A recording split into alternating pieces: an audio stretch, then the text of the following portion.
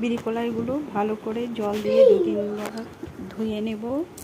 2-3 ধোয়ার পর ভিজতে দিয়ে দেবো 6-7 ঘন্টা। 6-7 ঘন্টা ভিজার পর তা বেটে নেব ভালো করে সবগুলোই। বাটার পর 20 মিনিট মতো ফেটে নেব ভালো করে।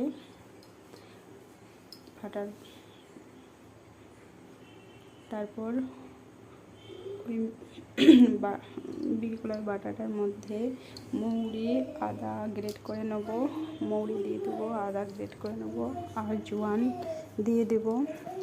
তারপর তেল গরম হয়ে গেলে বড়া সাইজে দিয়ে ভেজে নেব।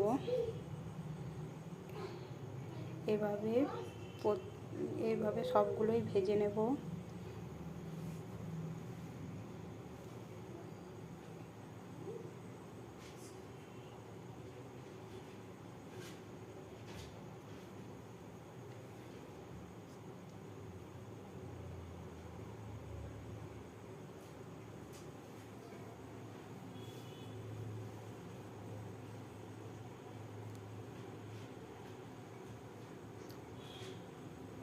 উল্টে পাল্টে ভালো করে ভেজে নেব।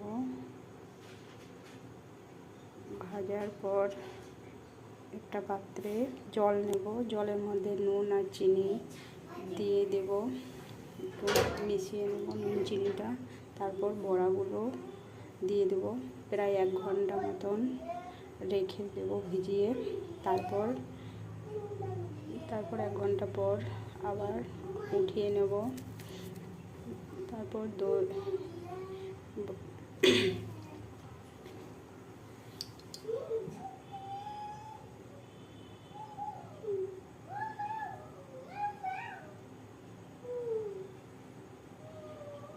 তারপর বাড়িতে বসানো দইটা নিয়ে নেব, ভালো করে ফেটে নেব। তারপর বড়াগুলো দইটার মধ্যে দিয়ে দেবো, 10-15 মিনিট ভিজিয়ে রেখে দেবো।